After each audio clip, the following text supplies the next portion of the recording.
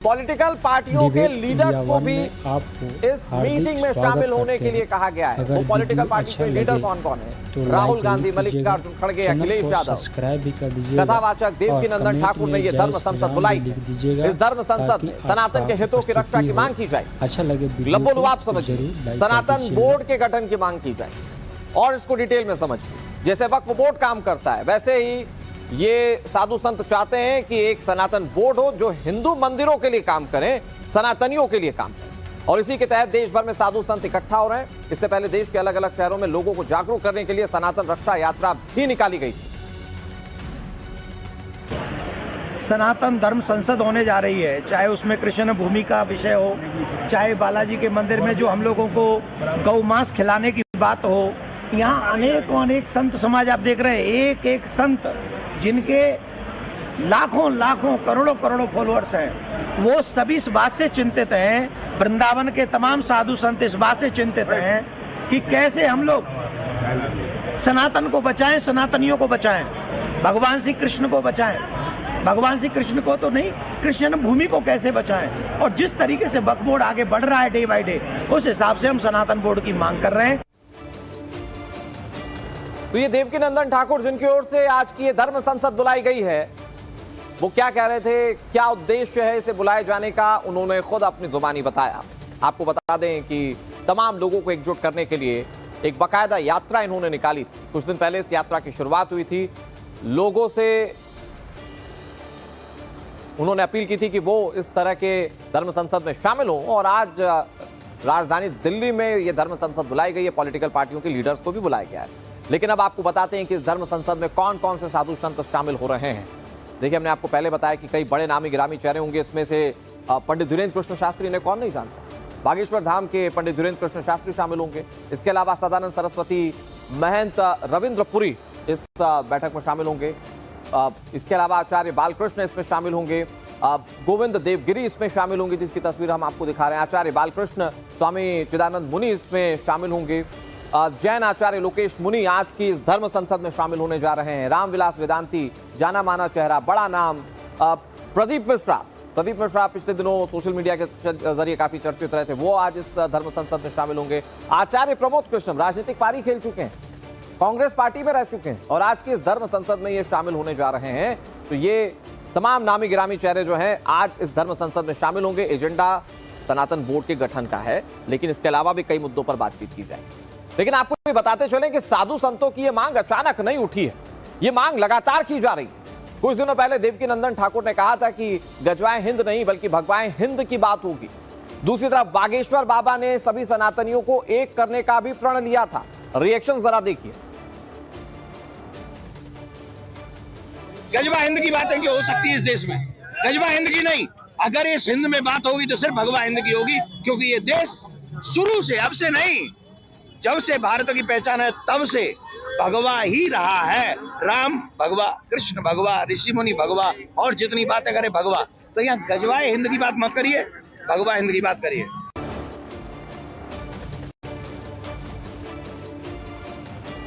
देवकीनंदन ठाकुर और बागेश्वर धाम के पंडित धीरेन्द्र कृष्ण शास्त्री क्या कह रहे थे वो आपको बता दें। अब आपको बताते हैं कि दिल्ली में होने वाली धर्म संसद में साधु संत कौन से प्रस्ताव पर बात करने वाले हैं। 3 प्रस्ताव बहुत अहम है जिसको लेकर ये इकट्ठा हो रहे हैं। तो ये 3 प्रस्ताव कौन से मैं आपको बताता हूं। इसमें सबसे पहला प्रस्ताव, सनातन विरोधी कार्यों पर रोक लगाने का प्रण। जल्द से जल्द इसके लिए सनातन बोर्ड का गठन किए जाने की मांग की जा रही है।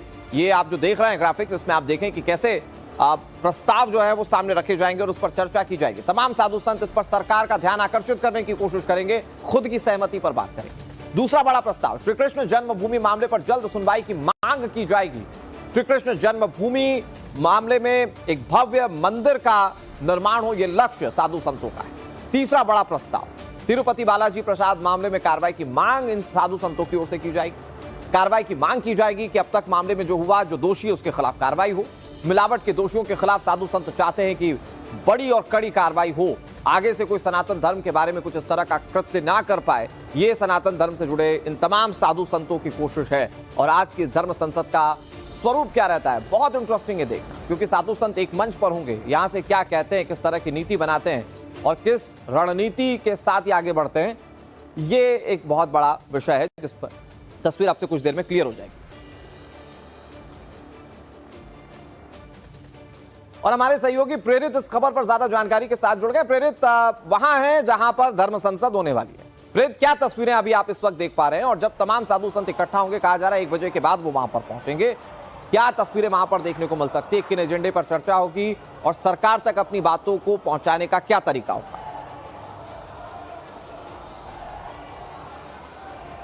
आप बिल्कुल देखिए कि विराट सनातन धर्म संसद की तैयारी हो चुकी है, मंच सज चुका है, मंच तैयार हो चुका है। उससे थोड़ी देर बाद जो तमाम जो साधु संत है देश भर के, वो यहाँ पर विराजमान होंगे और उसके बाद यहाँ पे जिनके प्रस्ताव पास होंगे, क्योंकि सनातन न्यास फाउंडेशन इस पूरे कार्यक्रम का आयोजन कर रहा है, जिसके प्रमुख हैं देवकी नंदन जी महाराज। तो कुल मिलाकर के देखिए जिस तरीके से यहाँ पर मंच सज चुका है, तस्वीर हो चुकी है और यहाँ पे जो है सनातनी बोर्ड के गठन की मांग की जा रही है, क्योंकि साफ तौर पर देवकी नंदन महाराज का कहना है कि सनातन बोर्ड का गठन होना चाहिए और हमारे पास एक अधिकार है। यानी कि उनका साफ तौर पर कहना है कि सबके पास एक समान अधिकार है, तो इसलिए वो उनके हाथ में संसद की कॉपी होगी और उसके बाद वो यहाँ से संविधान की कॉपी को दिखाते हुए देश के तमाम जो सांसद है उनसे यह गुहार लगाएंगे कि यहाँ पे एक सनातनी बोर्ड भी होना चाहिए। अगर वक्फ बोर्ड हो सकता है तो हिंदुस्तान के अंदर सनातनी बोर्ड भी होना चाहिए, जिसमें सबको समान अधिकार दिए जाएं। यानी कि उनका साफ तौर पर कहना है कि संविधान कहता है कि सबको धर्म का पालन का समान हक है, लेकिन हिंदुओं के मंदिर अगर जो है सरकार के अंडर है तो धर्म बचाने के लिए वो इस तरह की अपनी मौलिक जो है वो लड़ाई लड़ेंगे। और शायद यही वजह है कि इस तरीके से भव्य आयोजन किया जा रहा है, जहां पर सनातन धर्म संसद बुलाया जा रहा है और सनातनी बोर्ड की मांग की जाएगी उसके गठन की। तो यहाँ पर कई ऐसे बड़े चेहरे होंगे साधु संत के जो यहाँ पर अपनी बातें रखेंगे, यहाँ पे प्रस्ताव पास किए जाएंगे। दिखाई गई तस्वीरों में एक चीज जो मैं देख पा रहा हूं, एक वो नारा जो साइड स्क्रीन पर चल रहा है, बटोगे तो कटोगे। सियासी तौर पर यह नारा इन दिनों काफी ज्यादा चर्चा में, लेकिन आज की इस बैठक में जब तमाम साधु संत जुटेंगे तो क्या यह भी एक एजेंडा होने जा रहा है? जरा तस्वीरों के साथ दिखाइए। अब बिल्कुल देखिए कि इस तरह की बातें जो है लगातार तमाम धर्मगुरुओं के द्वारा कहा जा रहा है कि बटोगे तो कटोगे, एक हो तो सेफ हो। यानी कि इस तरह की ही बातें यहाँ पे भी होने की बिल्कुल जाहिर सी बात है कि यहाँ पे इस तरह की चर्चा होनी है, क्योंकि सनातनी बोर्ड को लेकर के जो मांग की जा रही है वो प्रमुख मांग है, लेकिन उसके साथ कई सारे यहाँ पे प्रस्ताव पास होंगे, जिनमें इनका साफ तौर पर कहना है कि समय समय पर जिस तरीके से सनातन को और हिंदुओं को टारगेट किया जा रहा है तो उनसे एकजुटता को लेकर के भी यहाँ पर चर्चा की जाएगी। और शायद यही वजह है कि जो सनातनी बोर्ड की मांग की जा रही है, इनका साफ तौर पर कहना है कि जिस वक्त देश में वक्फ बोर्ड बनाया जा रहा था, अगर उस वक्त सनातन बोर्ड बना दिया जाता तो शायद इस तरीके से भेदभाव की स्थिति नहीं होती, क्योंकि उनका साफ तौर पर कहना है कि संविधान में सबको एक अधिकार है, सबको अपने अपने धर्म एक समान मानने का अधिकार है। यानी कि साफ तौर पर उनका कहना है कि सबको एक समान जब संविधान ने अधिकार दिया है तो वो अपनी मांग, यानी कि इस मंच से उनके हाथ में एक संविधान की कॉपी होगी और संविधान की कॉपी के साथ वो सनातन बोर्ड के गठन की मांग करेंगे, जिसे लेकर के यहाँ पर तमाम जो प्रमुख जो साधु संत यहाँ पहुंचेंगे वो अपने अपने मंतव्य रखेंगे लोगों के सामने। आपको दूसरी तरफ की तस्वीर दिखाना चाहूंगा कि देखिए दूसरी तरफ भी जो भव्य तरीके से यहाँ पर पूरा आयोजन किया गया, यहाँ पर तमाम जो श्रद्धालु हैं वो यहाँ पहुंचेंगे और वो यहाँ पे सुनेंगे तमाम जो देश भर के जो अलग अलग हिस्से से साधु संत यहाँ पहुंचेंगे। जब इसको लेकर यात्रा निकाली थी तो लोगों के बीच पहुंचे थे, तो इसी मौके के लिए इकट्ठा होने के लिए आह्वान किया था, एकजुट होने के लिए आह्वान किया था। क्या तस्वीरें होंगी प्रेरित, आपके जरिए अपने दर्शकों तक पहुंचाते रहेंगे, आप बने रहिए हमारे साथ। लेकिन सनातन बोर्ड बनाने की मांग तेज हो चली है, लेकिन अगर सनातन बोर्ड बनेगा तो वो कैसा होगा, उसका स्वरूप क्या होगा, मैं आपको इसका कुछ प्रारूप बताने की कोशिश करता हूं। देखिए, सरकार का नियंत्रण इस पर नहीं होगा। जो साधु संत कह रहे हैं कि सरकार का नियंत्रण इस बोर्ड पर नहीं होना चाहिए, इसमें जो प्रस्ताव रखा गया है वो ये कि सभी शंकराचार्य इसमें शामिल हो, बोर्ड के नियम तय करने वाले साधु संत हो। उसमें यह भी कहा गया कि बोर्ड के अधीन ही जो हिंदू धर्म के मंदिर है वो आने चाहिए। वक्फ जितनी जमीन भी इस सनातन बोर्ड के जरिए मांग की गई है साधु संतों की ओर से, आपको पता होगा कि वक्फ के पास कितनी बड़े पैमाने पर जमीन है और उतनी ही जमीन मांग की जा रही है साधु संतों की ओर से जब सनातन बोर्ड की मांग की जा रही है।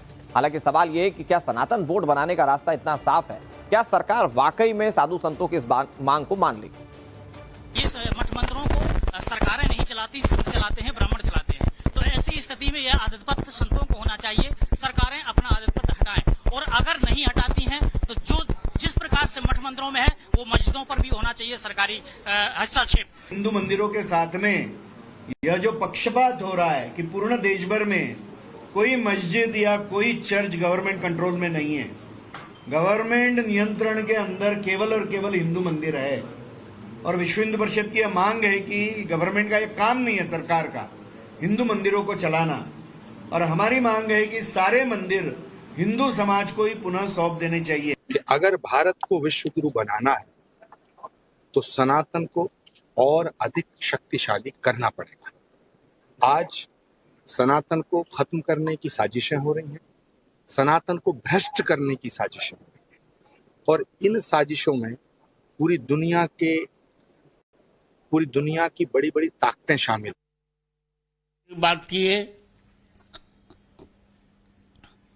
और हम लोग एक सनातन बोर्ड का गठन करेंगे, उनमें ऐसे लोगों को रखेंगे जो हिंदुत्ववादी होंगे, जो हमारी आस्था से जिसे स्नेह होगा। Sanatana Dharma Protection Board should be established at both the national and state level to oversee the implementation of this act. Annual funds must be allocated to support this board and its activities. तो सनातन board की मांगे तेज हो चली हैं और कुछ राजनीतिक हलकों से भी आवाजें उठने लगी हैं कि ये होना चाहिए। हमारे सहयोगी प्रेरित लगातार जुड़े हुए हैं वहां से, जहां पर आज साधु संतों की बैठक होगी और सनातन बोर्ड पर चर्चा की जाएगी। प्रेरित, एक पूरा प्रारूप तैयार कर लिया है साधु संतों ने। देवकीनंदन ठाकुर की बात करें, वो एक प्रारूप सामने रख चुके हैं कि किस प्रारूप में वो सनातन बोर्ड का गठन चाहते हैं, लेकिन सवाल ये है कि सब कुछ करना सरकार को है। किस प्रारूप में ये मांग स्वीकृत की जा सकती है, मांग स्वीकृत की जा सकती है या नहीं, सरकार का क्या स्टैंड हो सकता है?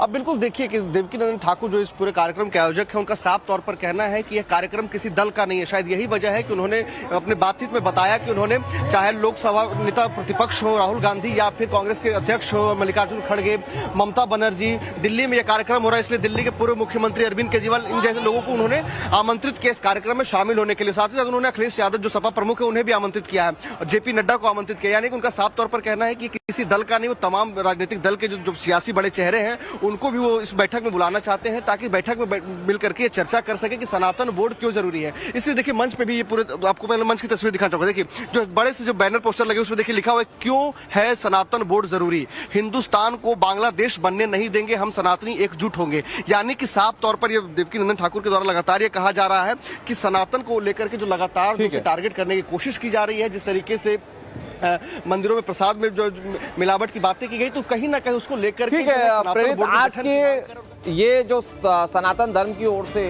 ये बुलाई गई ये पूरी ये बैठक या ये पूरा आयोजन जो किया जा रहा है, इसका क्या फलसफा होता है, क्या बातें की जाती है, किन बातों पर सहमति बनती है, देखने वाली बातें। नजर बनाए रखिए।